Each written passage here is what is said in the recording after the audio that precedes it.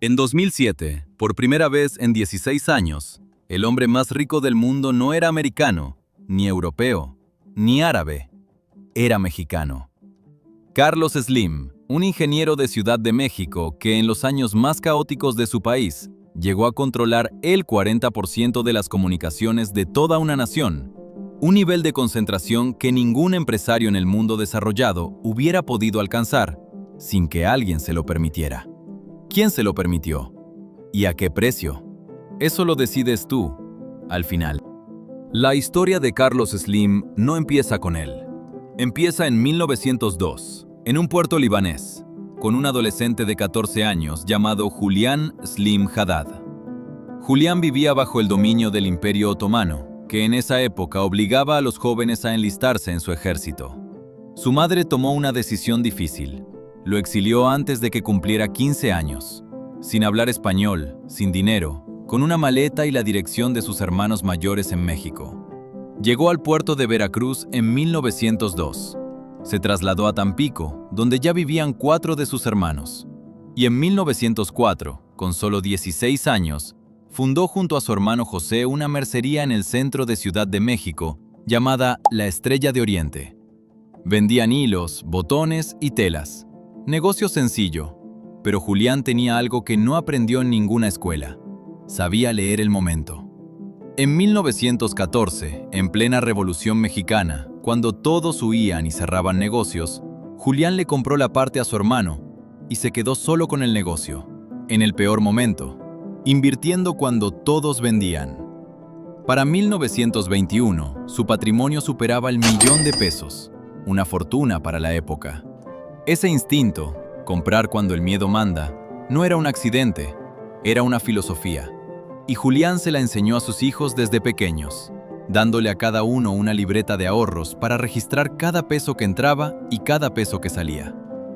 El 28 de enero de 1940 nació Carlos Slim Elú, el quinto de 6 hermanos. A los 12 años ya tenía una cuenta bancaria. A los 12 años ya compraba acciones del Banco Nacional de México.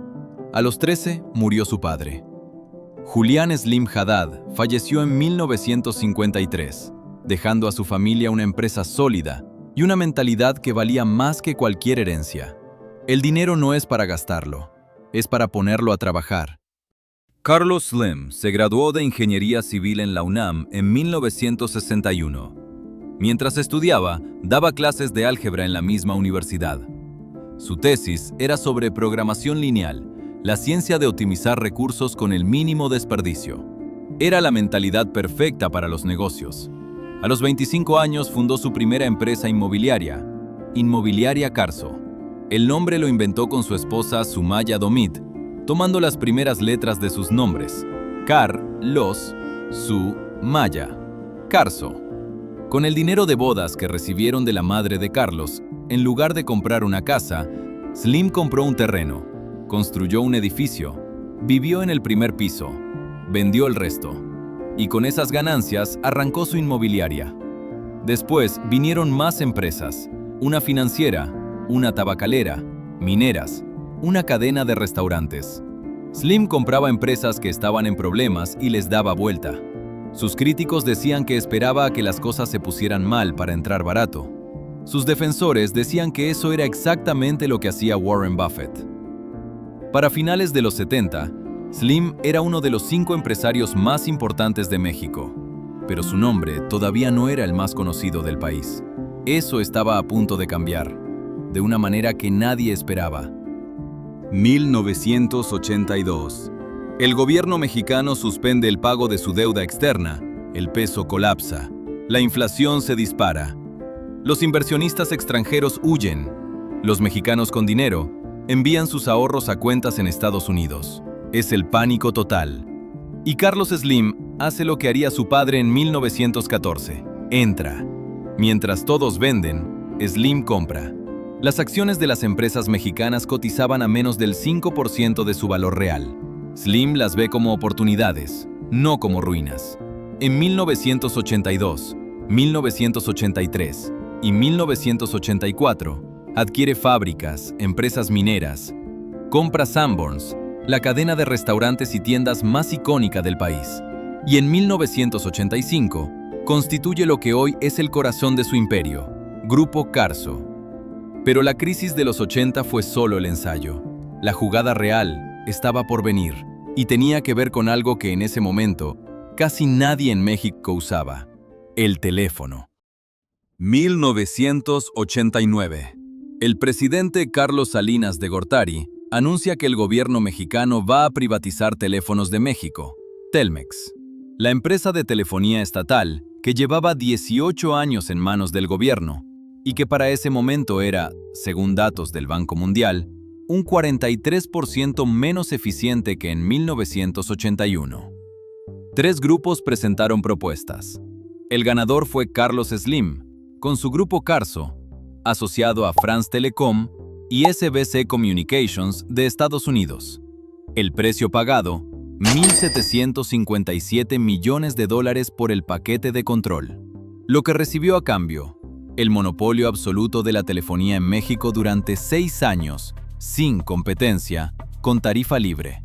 Y una cláusula dentro de la concesión que en ese momento casi nadie notó: una licencia para operar telefonía celular en todo el territorio nacional.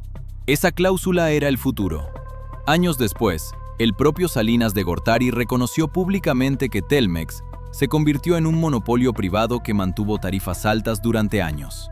Los usuarios mexicanos llegaron a pagar tarifas de telefonía entre las más altas de todos los países de la OCDE. Los márgenes de ganancia de Telmex duplicaban en algunos años el promedio internacional. ¿Fue una privatización bien estructurada? Eso lo debate México hasta hoy. Lo que nadie debate es el resultado para Slim. Telmex fue el motor de su fortuna, y fue solo el comienzo. Cuando Slim adquirió Telmex, la compañía tenía un servicio de telefonía celular casi invisible. Solo 25,000 clientes en un país de más de 80 millones de personas. Los ejecutivos de la empresa pensaban que era un servicio de lujo, para ricos, sin futuro masivo. Slim pensó lo contrario. El problema no era el producto, era el modelo. Los celulares requerían contratos, mensualidades, depósitos. La mayoría de los mexicanos no tenía acceso a crédito formal.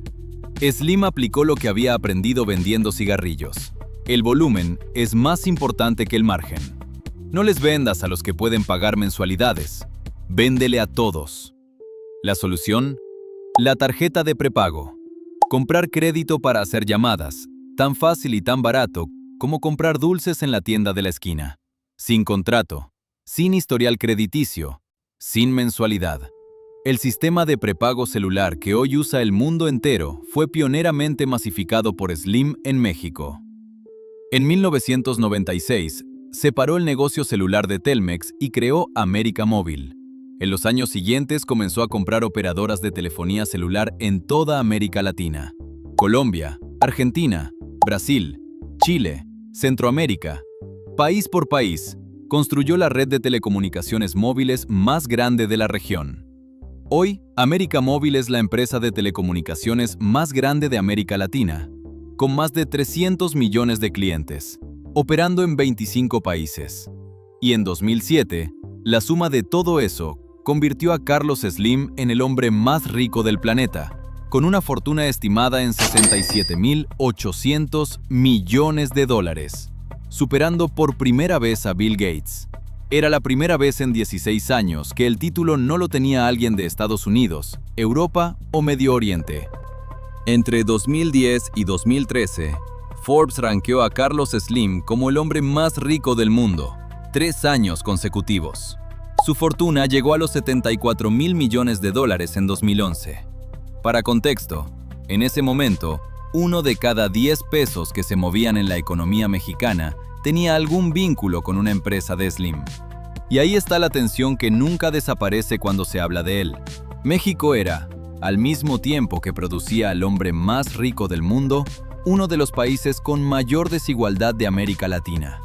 Mientras Slim acumulaba decenas de miles de millones, millones de mexicanos pagaban tarifas de telefonía entre las más caras del mundo, según la OCDE, a una empresa que él controlaba. ¿Es eso culpa de Slim? Muchos dirían que no, que él operó dentro de las reglas, que modernizó una empresa que era un desastre, que creó empleos y llevó la telefonía a lugares donde nunca había llegado. Otros dirían que las reglas estaban escritas a su favor desde el primer día, que un monopolio sin regulación no es genio empresarial, es captura del Estado. Esa conversación sigue abierta en México hasta hoy. Actualmente, Carlos Slim tiene 86 años y sigue en el juego. Su fortuna se estima en alrededor de 99,000 millones de dólares, lo que lo mantiene entre los 20 hombres más ricos del planeta, según Bloomberg, y como el hombre más rico de América Latina. Sus 3 hijos mayores, Carlos, Patrick y Marco Antonio, manejan las operaciones diarias del imperio. Grupo Carso opera en más de 25 países. América Móvil sigue siendo la empresa de telecomunicaciones dominante en la región. Slim vive desde hace más de 4 décadas en la misma casa en Lomas de Chapultepec, Ciudad de México. No en un yate, no en una isla privada, en la misma casa. Ha donado más de 3,000 millones de dólares a su fundación, que opera programas de salud, educación y cultura en toda América Latina. El Museo Sumaya, que construyó en honor a su esposa fallecida, alberga más de 66,000 piezas de arte y es gratuito para el público. ¿Es eso suficiente? ¿Compensa lo que algunos llaman décadas de monopolio? Cada quien tendrá su respuesta. Lo que es innegable es la escala de lo que construyó.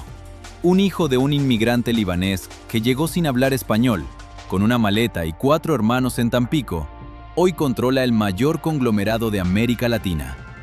La historia de Carlos Slim es, dependiendo de donde la mires, 2 historias totalmente distintas. La primera, un hombre extraordinario que leyó el futuro cuando otros solo veían el presente, que apostó por su país cuando todos huían, que llevó el teléfono celular a millones de personas que nunca habrían podido pagarlo con el modelo anterior. La segunda, un empresario que creció en el espacio que dejó un estado que no supo regular, que construyó su fortuna sobre una concesión que le dio monopolio sin competencia en un mercado de 90 millones de personas cautivas.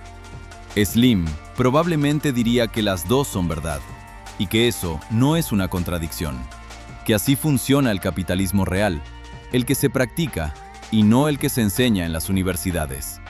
Lo que sí está claro es que el apellido Slim, hoy en día, es sinónimo de algo que muy pocos seres humanos han logrado en la historia: construir un imperio desde cero, en una sola generación, en un país que no era ni el tuyo. ¿Lo admiras o te incomoda? Déjame tu respuesta en los comentarios.